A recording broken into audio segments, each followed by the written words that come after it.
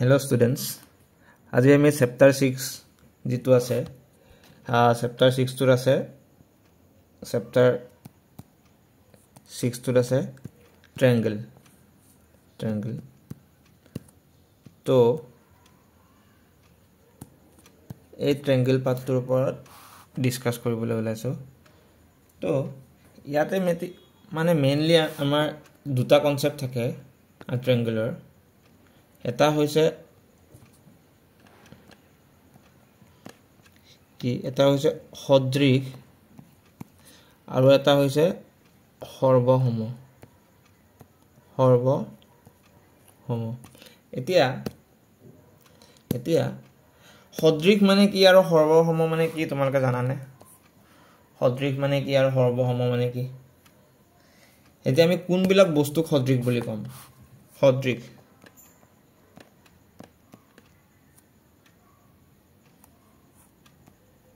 কোনবিলাক বস্তুক আমি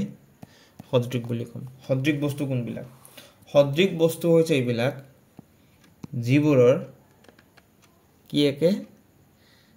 আকাৰটো একে যিবোৰৰ কি একে আকাৰটো একে মানে হিয়তক সদৃশ বুলি ক'ব পাৰো সাপোজ কেনেকে সাপোজ এই দুটা বৃত্ত কি সদৃশ কিন্তু ইহত দুটা সৰ্বসম নহয় তো এটা সৰ্বসম মানে কি হলে তো সৰ্বসম মানে কি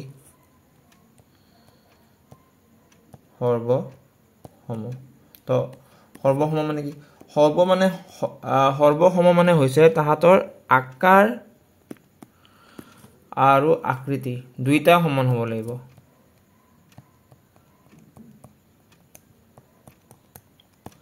আকাৰ আৰু আকৃতি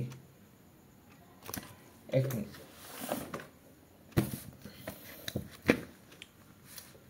সদৃশৰ আকাৰটো নহয় দে সৰি সদৃশৰ অকল আকৃতিটো একে আকাৰটো একে নহয় কিন্তু সৰ্বসম হ'বলৈ হলে তাহাতৰ আকৃতি থাকিব লাগিব আৰু লগত আকাৰো থাকিব লাগিব মানে কেনেকুৱা সাপোজ ধৰি লোৱা যে সাপোজ এই দুটা ত্ৰিভুজ দিয়া আছে হল ত্ৰিভুজ দিয়া আছে এতিয়া এই ত্ৰিভুজ দুটাৰ যদি সাপোজ ধৰি লোৱা যে এডাল বাহুৰ মান 12 এডাল 13 আৰু এডাল সাপোজ 17 আৰু এডালো 12 13 17 মানে তেতিয়া হলে আমি ক'ব পাৰো যে ইহত দুটা ত্ৰিভুজ কি হয় সদৃশটো হয় লগত কি হয় লগত হয় সৰ্বসম বুজি পালো এখিনিলৈকে বুজি পালা বেসিক কনসেপ্টখিনি বুজি পালা তাৰ পিছত কেনেকুৱা আহিব চোৱা তাৰ পিছত আহিব যে এটাক আমি বহুভুজ মানে কি পলিগন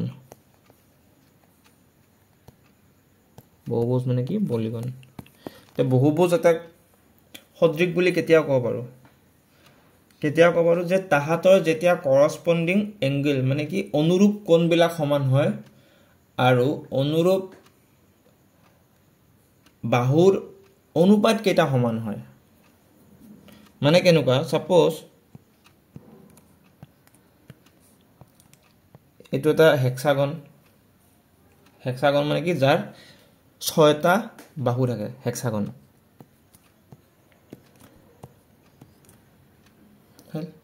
এতিয়া হিহতৰ suppose A B C D E আৰু F and suppose এটো ধৰি লৈছো আমি P Q R S T U কি হৈছে যে সাপোজ যদি এই এংগলটো আৰু এই এংগলটো সমান হল এই এংগল Q এংগল B টো সমান এংগল R এংগল C টো সমান এটো সমান এটো T সমান এটো আৰু U সমান এটো যদি ইকেটা সমান হয় আৰু লগতে কি হয় যে অনুৰূপ বাহু কোনবিলাক জানানে অনুৰূপ বাহুবিলাক হৈছে কোনবিলাক যে এ বি পি কিউ কিন্তু কি কৈছে যে অনুৰূপ বাহুৰ অনুপাতটো সমান হ'ব লাগিব তো suppose AF by PU AB by PQ মানে কেনেকুৱা হ'ব চোৱা মানে এনেকৈ লিখিব পাৰোঁ আমি যে AF by PU সমান PQ বা PQ নহ'ব এইটো তুমি লিখিব পাৰা যে AB by PQ সমান সাপোজ BC সমান BC by QR এনেকৈ মানে গৈ থাকিব যদি এই কণ্ডিশ্যনটো ফুলফিল কৰে তেতিয়াহ'লে সেই বহুভুজ কেইটা আমি ক'ব পাৰোঁ যে সিহঁত কি আছে সদৃশ বহুভুজ বুজি পালানে বুজি পালা এইখিনিলৈকে বুজি পালা any doubt till now okay next কিছুমান কোৱেশ্চন আছে যে মই কোৱেশ্চনটো মানে তোমাৰ ইংলিছতে লিখিছো যে এই লিখা আছে যে all circles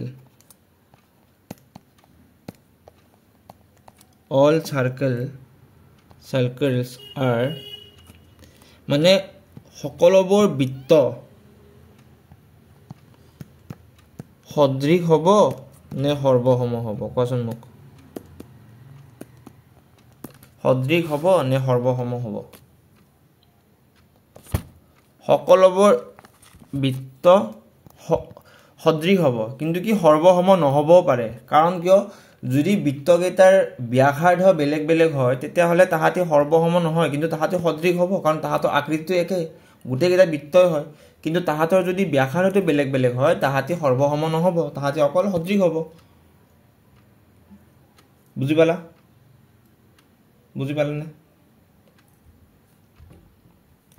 বুজি পালা এইখিনিলৈকে বুজি পালা ওকে তেতিয়াহ'লে আমাৰ প্ৰথম যোনটো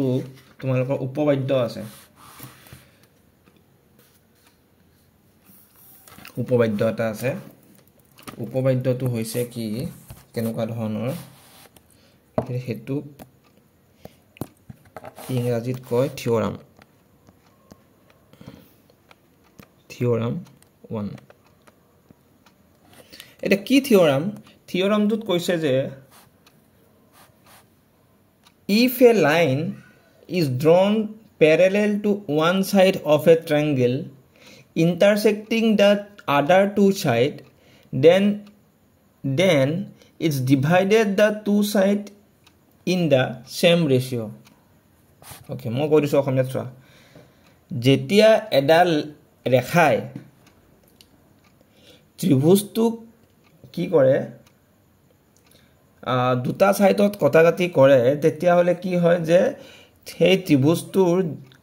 সাইড কেটা অনুপাতটো কি হয় সমান হয় মই তোমালোকক দেখাই দিছো মানে suppose this is a triangle হল এতিয়া suppose এটো A এটো B এটো C হল আৰু suppose ইডাল ৰেখাই কটাকাটি কৰিছে ক'ত D আৰু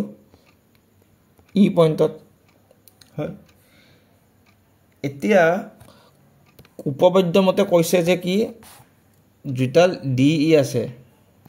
এই DE ডাল সমান্তৰাল হয় কান সমান্তৰাল হয় BC ৰ সমান্তৰাল হয় বুজি পাইছা সকলোৱে বুজি পাইছা BE ডাল BC ৰ সমান্তৰাল হয় তাৰ যে কি কৈছে আৰু কি কৈছে যে AB D বিন্দুত কাটিছে আৰু AC E বিন্দুত কাটিছে আমি প্ৰমাণ কৰিব লাগে যে কি আমি প্ৰমাণ কৰিব লাগে যে AD by DB is equal to HE by AC হল এটো আমি প্ৰমাণ কৰিব লাগে এটা আমি প্ৰমাণ কেনেকৈ কৰিম তো প্ৰমাণ কৰাৰ আগতে কি কৰিম যে এই বি ইডাল জয়েন কৰি দিম এই বি ইডাল জয়েন কৰি দিলো হল সেকেন্ড সি ডি ইডালো জয়েন কৰি দিম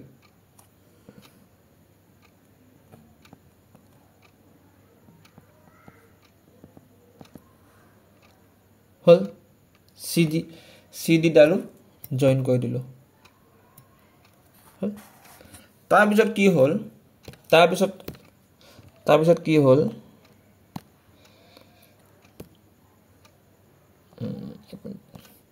তাৰ পিছত কি হৈছে EF এডাল লম্ব আঁকা হল EF আৰু DG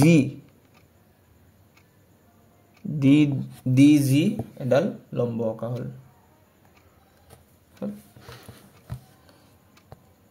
বুজি পাইছা কেনেকৈ কৰিলো এখিনি যে কি কৰিলো এখিনি কৰিলো আমি কি যে EF লম্ব AD EF to লম্ব AD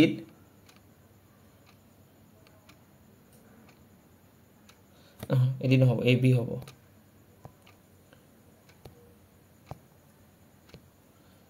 AB আৰু DG জাল লম্ব AC হল এতিয়া কি কৰিব লাগে এতিয়া আমি প্ৰমাণ কৰিব লাগে চাবা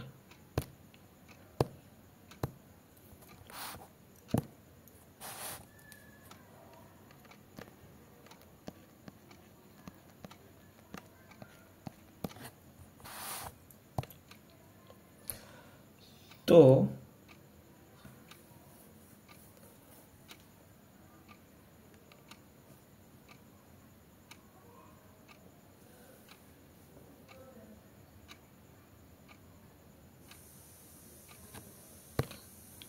কি কৈছে যে যেহেতু EF দা লম্ব কিহৰ লম্ব AB লম্ব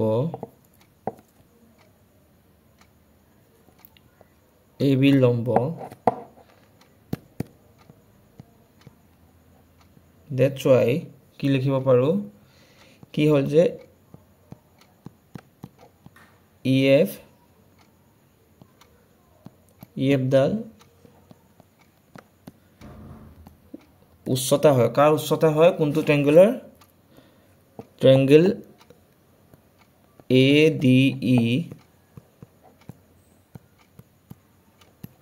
আৰু ট্ৰায়াঙ্গল DBE হল বুজি পালো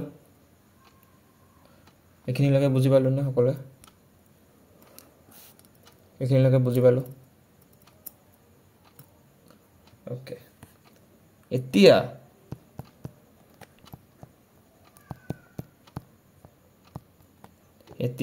কি কৰিম যে আমি এৰিয়া উলাম কা এৰিয়া উলাম এৰিয়া মানে কি কালি এৰিয়া উলাম কাৰ যে ট্ৰায়াঙ্গল ADE উলাম ট্ৰায়াঙ্গল ADE যেতিয়া এৰিয়া উলাম এৰিয়া ফৰ্মুলা কি আছিল হাফ ইনটু ভূমি পূৰণ উচ্চতা হয় হয়নে তো ADE এর কারণে কি কি হবে হাফ ইনটু ভূমি সো ADE এর কারণে ADE এর কারণে ভূমি হ'ব AD আৰু উচ্চতা হ'ব কি EF হয় বুঝি পাইছে নেক্সট এরিয়া का एरिया उलाम triangle DBE triangle DBE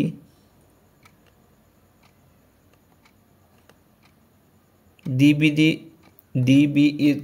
area उलाम तो কি হ'ব তাৰ কাৰণে DBE এৰ কাৰণে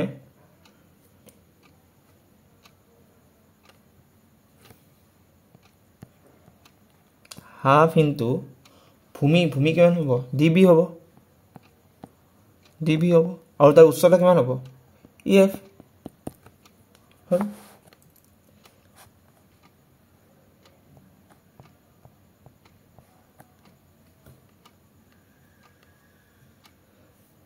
হ'ল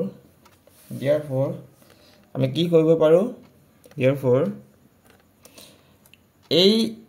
দুইটা যেতিয়া এৰিয়া আমি ডিভাইড কৰিম এটো এৰিয়া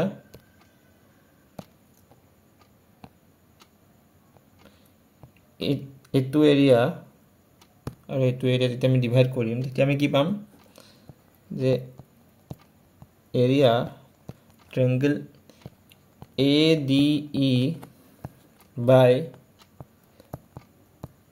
area triangle DBE মতে কি হ'ব এতিয়া হলে কি হ'ব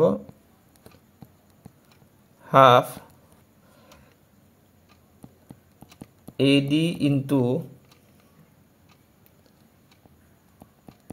EF by half into DB into EF তো তারপর কি কৰিম তারপর হাফ কাটা গল DB কাটা গল তো কি থাকিলে তো কি থাকিলে AD by DE থাকিলে AD by DB থাকিলে AD by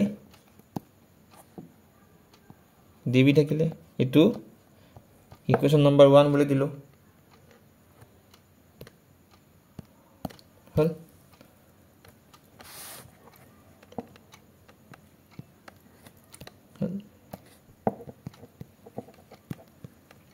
সমান্তরাল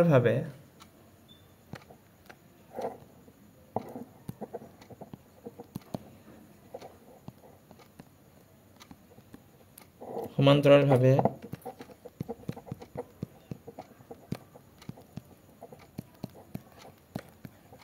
আমি পাও যে তো মানে একে মানে তোমার সিমিলারলি আমি পাও কি পাম যে এরিয়া কারিবার লম ADE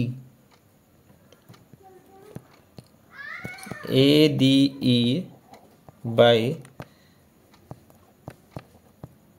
area triangle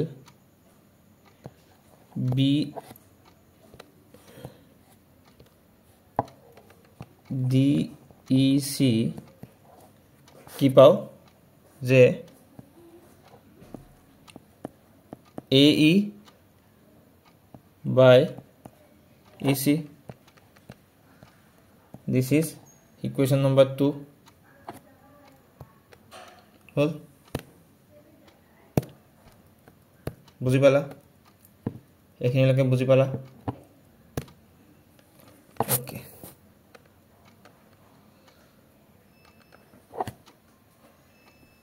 but एक मिनट होगा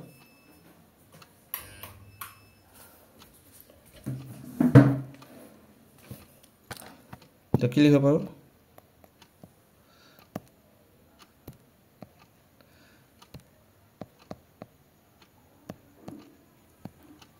কিন্তু কি হৈছে যে ট্ৰায়াঙ্গল DBE আৰু ট্ৰায়াঙ্গল DEC কি আছে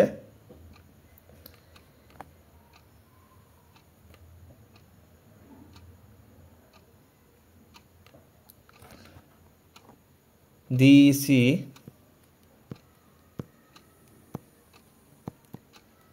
একে ভূমি ডিত আছে হয় মানে কি চোৱা এই ইহতৰ ভূমিটো একে হয় না ইহতৰ ভূমিটো একে তো যেতিয়া ভূমিটো একে হ'ব and between the parallel line আৰু কি দুইটা parallel লাইনৰ মাজত আছে কাৰণ কিয় ডি আৰু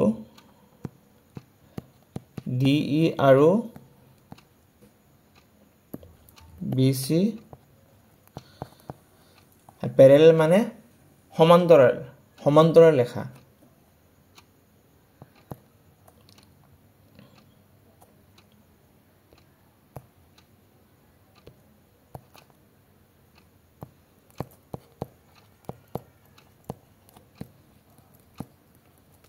তো যেহেতু সমান্তৰাল লাইনৰ মাজত আছে তেতিয়া হলে কি হ'ব জানানে তেতিয়া হলে হ'ব যে কি সেই দুইটাৰ এৰিয়াটো সমান বুলি আমি ক'ব পাৰো তো কি বুলি ক'ব পাৰো যে এৰিয়া DBE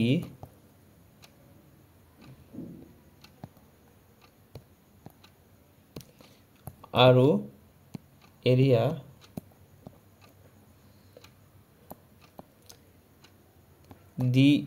DEC সমান তো চোৱা কি হ'ল যেহেতু এই DB টো কত গল DB ওকে যেহেতু এই দুটা সমান বুলি ক'ব পাৰিলো আমি হয় না আমি সেই দুটা সমান বুলি ক'ব পাৰিলো এক নম্বৰটো কত গল এটো আছিল না এটো তো যেহেতু এই যোনটো DB আছে DBE আৰু DEC টো সমান তো কোনোবা এটা জায়গাত এটা লিখিলে হল রাইট মানে লেফট হ্যান্ড সাইড খিনি ইকুয়াল হৈ আছে আমাৰ আমি জাস্ট ৰাইট হ্যান্ড সাইড খিনি ইকুয়াল কৰিব লাগে তো কি চোৱা তো আমাৰ ইকুয়াল কি যে তো যেতিয়া এই দুইটা সমান হৈ গল এখিনি আৰু এখিনি তো তেতিয়া আমি লিখিব পাৰো যে তো তেতিয়া আমি লিখিব পাৰো কি এটো কি আছিল AD by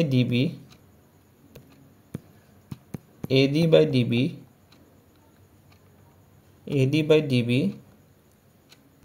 সমান AE by EC প্ৰমাণিত হল এটো ইম্পৰ্টেন্ট প্ৰমাণ দে এটো তোমালোকৰ আহিব পাৰে পৰীক্ষাত এটো ইম্পৰ্টেন্ট হয় বুজি পালা সকলোৱে বুজি পালা নে সকলোৱে বুজি পালা এখিনি লাগে ওকে এতিয়া আৰু এটা থিওৰাম আছে সেই থিওৰামটোত কি কৈছে হেতু প্ৰমাণটো দৰকাৰ নাই হেতু জাস্ট থিওৰামটো মন ৰাখিলে হ'ল এটো থিওৰাম 2 টোত কি কৈছে জানানে থিওৰাম 2 টোত কৈছে যে if a line divide any two sides of a triangle in the same ratio then the line must be parallel to the third side understand কি কলো যেতিয়া এটা ত্ৰিভুজৰ কি কৈছে যে if a line divided any two sides of a triangle in the same ratio যদি এটা ত্ৰিভুজৰ এডাল লাইনে কি কৰে দুটা সমান ৰেশিওত ভাগ কৰে মানে ইডাল সাপোজ লাইন সাপোজ এটো A B C এটো সাপোজ D আৰু E আছে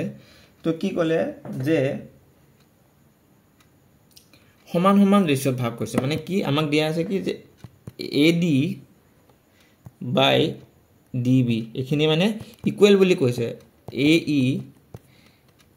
ইকুৱেল টু কি EC তো এখিনি যেহেতু সমান আমি তেতিয়া ক'ব পাৰো যে কি এই DE যিডাল ৰেখা আছে হিডাল কান সমান্তৰাল মানে হে সমান্তৰাল হ'ব BC ৰ DE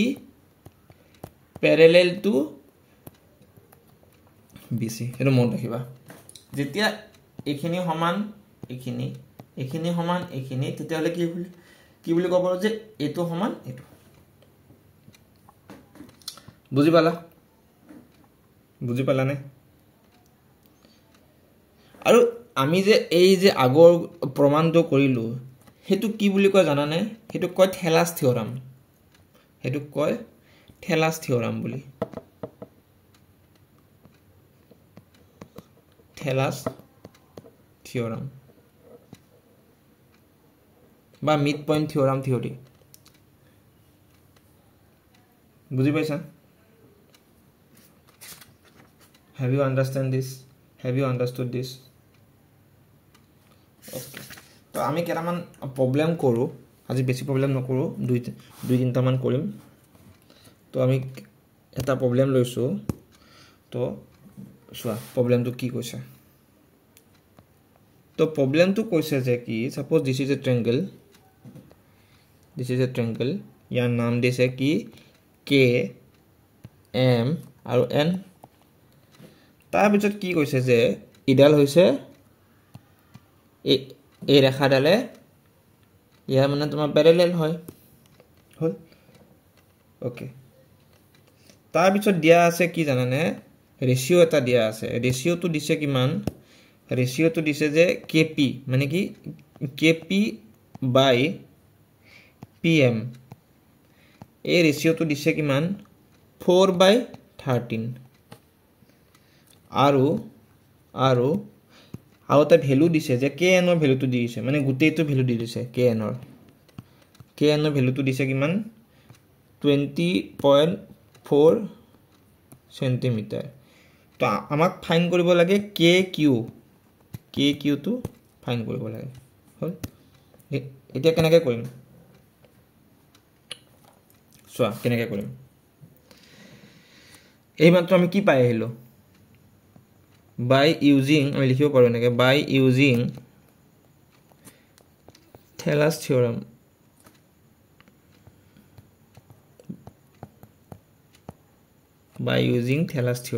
কি কৈছে Thales theorem মতে যে KP by PM is equal to KQ by QN হয় বুজি পালা ওকে এতিয়া KP by PM খিনি হেনেকে ৰাখা তোমালোকে তাৰ পিছত এই যোনটো KQ আছে সোৱা QN টোক আমি এনেকে লিখিব পাৰো নে যে QN আছে ন এটো এখিনি দিয়া আছে QN তো QN টো লিখিব পাৰো যে এই KN ৰ পৰা যেতিয়া আমি KQ টো মাইনাস কৰিম আমি তেতিয়া QN টো পাই যাম তো আমি তো কি লিখিব পাৰো যে KN minus KQ হল বুজি পাইছা ওকে এতিয়া জাস্ট যিবিলাক ভ্যালু আছিল বহাই দিয়া ইভিনে আছিল 4/13 আৰু ইপিনে আছিল কিমান KQ এটো কিমান আছিল KN টো 20.4 আৰু এটো আছিল KQ এতিয়া কি কৰিম আমি বজ্ৰপূৰণ কৰিলে কিমান হ'ব সোৱা 20 গুণ 80 ইফালে হল 16 মানে হল 81.6 এটো হ'ব 4KQ আৰু ইফালে হ'ব 13 KQ হল এতিয়া 81.6 and এটো ইপিনে গলে হ'ব 17 KQ তো এই KQ ৰ ভ্যালুটো কিমান পাম আমি এতিয়া 81.6 divided by 17 হয় তো এইটো কিমান হ'ব তো এই কে কিউৰ ভ্যালুটো হ'ব কিমান 4.8 সেন্টিমিটাৰ বুজি পালানে তোমালোকে বেসিক বস্তুখিনি বুজি পালানে কেনেকৈ কি কৰে কেনে কোনটো থেলাস থিওৰাম কি থিওৰাম বুজি পালানে তো আজিলৈ ইমানে আমি নেক্সট ক্লাছত আকৌ লগ পাম তো আজিলৈ ইমানে